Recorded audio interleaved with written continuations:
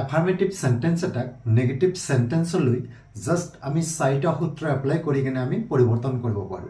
so বন্ধুসকল এই চাৰিটা সূত্ৰ কি কি আছিল আৰু আমি কেনেকৈ পৰিৱৰ্তন কৰিব পাৰো তাক বুজিবলৈ চেষ্টা কৰো তো বন্ধুসকল ইয়াতে লক্ষ্য কৰক মই চাৰিটা টেবুল বনাইছো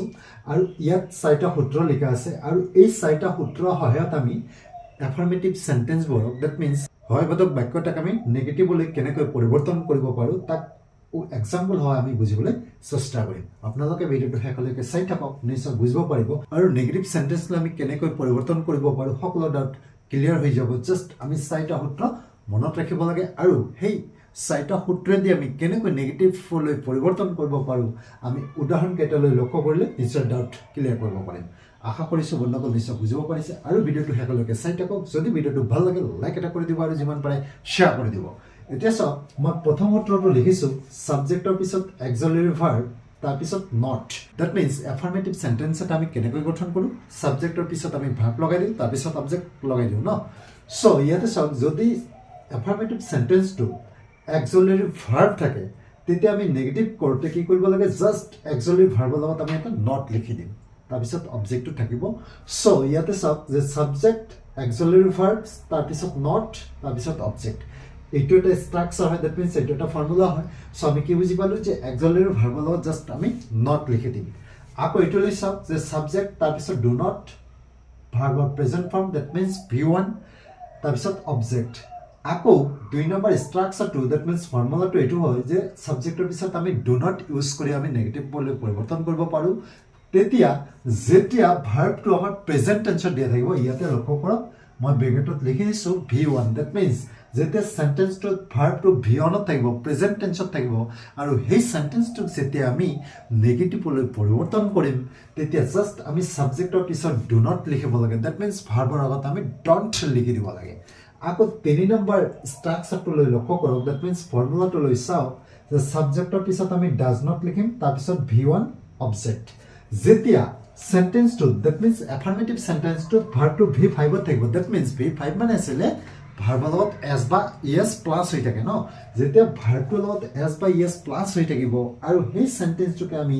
নেগেটিভলৈ পৰিৱৰ্তন কৰিম তেতিয়া জাস্ট আমি সাবজেক্টৰ পিছত ডাজ নট লিখি দিম আৰু ভাৰ্বটো আকৌ v1 ত লিখিব লাগিব দ্যাট মিন্স s বা es টো আমি উঠাই দিব লাগিব আকৌ 4 নম্বৰ ফৰ্মুলাটো আছিল যে সাবজেক্টৰ পিছত ডিড নট লিখিম আকৌ v1 অবজেক্ট কেতিয়া লিখিম যেতিয়া এফাৰ্মেটিভ সেন্টেন্সটোত থকা ভাৰ্বটো পাস্ট টেন্সত থাকিব দ্যাট মিন্স v2 ত থাকিব পাস্ট টেন্সত যেতিয়া ভাৰ্বটো পাম আৰু সেন্টেন্সটো যেতিয়া আমি নেগেটিভলৈ পৰিৱৰ্তন কৰিম তেতিয়া জাস্ট আমি ডিড নট লিখিব লাগে সাবজেক্টৰ পিছত আকৌ ভাৰ্বটো আমি ট্ৰান্সফাৰ কৰি আনিব লাগে v1 দ্যাট মিন্স v2 ৰ পৰা কটানিম আমি v1 লৈ পৰিৱৰ্তন কৰিব লাগিব এতিয়া আমি কেইটামান এক্সাম্পল হকৰে আকৌ ডাউট ক্লিয়াৰ কৰিবলৈ চেষ্টা কৰো প্ৰথম স্ট্ৰাকচাৰটো লৈ লক্ষ্য কৰক মই ইয়াতে এটা সেন্টেন্স লিখিলো যে হি ইজ এ প্লেয়াৰ তেওঁ এজন খেলুৱৈ হয় ইয়াতে লক্ষ্য কৰক মই লিখিছো হি ইজ এ প্লেয়াৰ তেওঁ এজন খেলুৱৈ এইবাৰ যদি আমি এই সেন্টেন্সটো নেগেটিভলৈ পৰিৱৰ্তন কৰো তেতিয়া ইয়াতে চাওক ইজ টু ইজ এটা অক্সিলাৰি ভাৰ্ব আমি নেগেটিভ কৰতে জাস্ট ইজৰ লগত কি লিখি দিম নট লিখি দিম যে he is not a player তেওঁ এজন খেলুৱৈ নহয় আমি কি কৰিলো জাস্ট ইজৰ লগত নট লিখি দিলো এই স্ট্ৰাকচাৰটো আমি ইউজ কৰিলো ন যে he is not a player তেওঁ এজন খেলুৱৈ নহয় আকৌ এটা সেন্টেন্স লৈছো যে উই আৰ ফ্ৰেণ্ডছ আমি বন্ধু ইয়াত লিখিলো যে আমি বন্ধু উই আৰ ফ্ৰেণ্ডছ এতিয়া নেগেটিভ কৰতে আমি কি কৰিম জাস্ট আমি আৰ ৰ লগত কি লিখি দিম নট লিখি দিম কিয়নো আৰ টু অক্সিলাৰি ভাৰ্ব হয় সো ইয়াত আমি লিখিম যে উই আৰ নট ফ্ৰেণ্ডছ আমি বন্ধু নহয় ইয়াত আমি কি লিখিলো উই আৰ নট ফ্ৰেণ্ডছ আমি বন্ধু নহয় দ্যাট মিন্স জাস্ট আমি অক্সিলাৰি ভাৰ্বৰ লগত নট এটা লিখি দিলো ন আকৌ এটা সেন্টেন্স লৈছো suppose he will go to market তেওঁ বজাৰলৈ যাব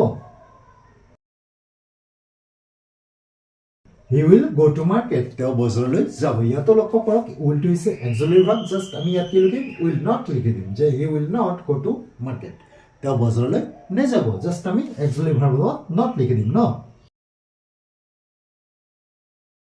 জাস্ট আমি কি কৰিলো যে he will not go to market তেওঁ বজাৰলৈ নেযাব আমি জাস্ট নট লিখি দিছো এবাৰ এই স্ট্ৰাকচাৰটো লক্ষ্য কৰক এইটো ফৰ্মুলা ইউজ কৰি কেনে আমি কেনেকৈ বাক্য এটা নেগেটিভ কৰিব পাৰো এটা এক্সাম্পল লৈছো যে উই ইট ৰাইচ আমি ভাত খাওঁ ইয়াতে লিখিলো যে আমি ভাত খাওঁ উই ইট ৰাইচ এইবাৰ লক্ষ্য কৰক ইট হৈছে ভিয়নত আছে দ্যাট মিন্স প্ৰেজেন্ট টেন্সত ভাৰ্বটো লিখা আছে সো ইয়াত আমি ডু নট লিখি দিম যে উই ডু নট ইট ৰাইচ আমি ভাত নাখাওঁ আমি কি লিখিলো যে উই ডু নট ইট ৰাইচ আমি ভাত নাখাওঁ জাস্ট আমি ডু নট ইউজ কৰিলে কাৰণে যেটো ভাৰ্বটো ইয়াত প্ৰেজেন্ট টেন্সত লিখা আছে দ্যাট মিন্স ভিয়নত লিখা আছে আকৌ এটা এক্সাম্পল লৈছো যে দে প্লে ক্ৰিকেট হিয়তে ক্ৰিকেট খেলে ইয়াতে লিখিলো দে প্লে ক্ৰিকেট হিয়তে ক্ৰিকেট খেলে এই সেন্টেন্সটো যেতে আমি নেগেটিভলৈ পৰিৱৰ্তন কৰিম জাস্ট আমি ডু নট লিখি দিম কিয়নো প্লে এটো ভিয়নত লিখা আছে ভাৰ্বটো প্ৰেজেন্ট টেন্সত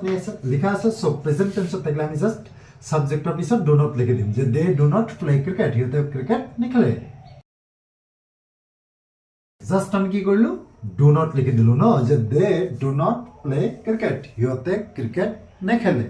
জাস্ট আমি কি বুজি পালো যে ভাৰ্বটো প্ৰেজেন্ট টেন্সত থাকিলে আমি সাবজেক্টৰ পিছত এটা ডু নট লিখি দিম আশা কৰিছো বন্ধুসকল নিশ্চয় বুজিব পাৰিছে আকৌ এই ষ্ট্ৰাকচাৰটো লৈ লক্ষ্য কৰক ইয়াত আমি ডাজ নট ইউজ কৰিম যেতিয়া ভাৰ্বটো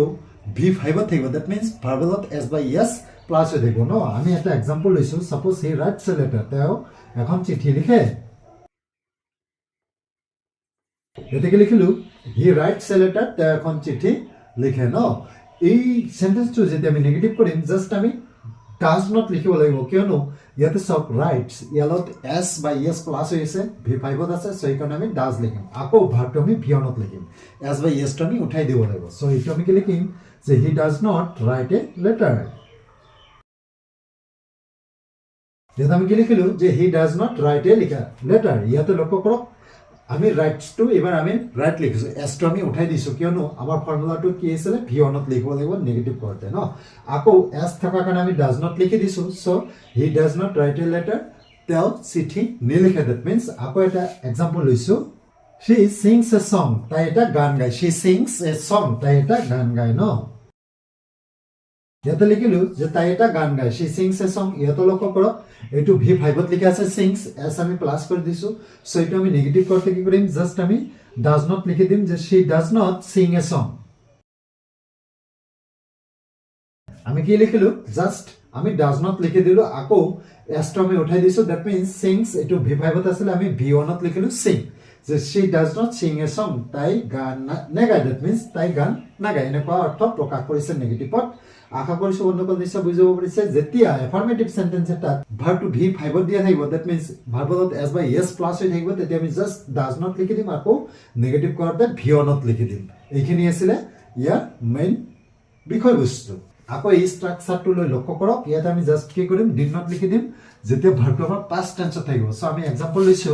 সাপোজ মানুহজনে কামটো কৰিছিলে the man did the work কি লিখিলো the man did the work মানুহজনে কামটো কৰিছিল ন ইয়াতে এটা বস্তু লক্ষ্য কৰিব did এটো পাস্ট টেন্সত লিখা আছে দ্যাট মিন্স ভাৰ্বটো ইয়াত V2 দিয়া আছে সো এটো যদি আমি নেগেটিভ কৰিম কি কৰিম যে সাবজেক্টৰ পিছত did not লিখি দিম আমি ফৰ্মুলা অনুযায়ী so the man did not do the work আকৌ ভাৰ্বটো আমি প্ৰেজেন্ট টেন্সত লিখিব লাগিব ন দ্যাট মিন্স V1 ত লিখিব লাগিব সো এটো আমি কি লিখিম the man did not do the work আমি কি কৰিলো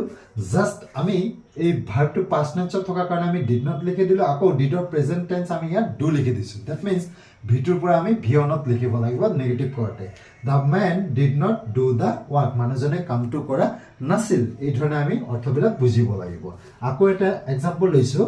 we played cricket yesterday যোৱাকালি আমি ক্ৰিকেট খেলিছিলো যেতে কি লিখিলো যে we played cricket yesterday যে যোৱাকালি আমি ক্ৰিকেট খেলিছিলো এই সেন্টেন্সটো লৈ লক্ষ্য কৰক ভাৰ্বটো ইয়াত পাস্ট টেন্সত দিয়া আছে দ্যাট মিন্স V2 দিয়া আছে সো এটা আমি নেগেটিভ কৰিলে কি কৰিম যে we did not play cricket yesterday যোৱাকালি আমি ক্ৰিকেট খেলা নাছিলো এনেকুৱা অৰ্থ প্ৰকাশ কৰিব সো ইয়াত আমি কি লিখিম সাবজেক্টৰ পিছত did not লিখি দিম আকৌ ভাৰ্বটো আমি প্ৰেজেন্ট ফৰ্মত লিখি দিম প্লেডৰ প্ৰেজেন্ট ফৰ্ম হৈছে প্লে সো আমি কি লিখিম যে we did not play cricket yesterday So আমি কি লিখিলো যে we did not play cricket yesterday আমি play to present format লিখি দিছো that means V1 ত লিখি দিছো play so we did not play cricket yesterday যোৱাকালি আমি ক্ৰিকেট খেলা নাছিলো that means so আমি এই ষ্ট্ৰাকচাৰটো গঠন কৰি কিনে আমি কেনেকৈ কৰো জাস্ট আমি did not লিখি দিব লাগে আকৌ ভাৰ্বটো প্ৰেজেন্ট ফৰ্মত লিখি দিব লাগে so বন্ধুসকল ভিডিওটো যদি ভাল লাগে লাইক এটা কৰি দিব আৰু যিমান পাৰে শেয়াৰ কৰি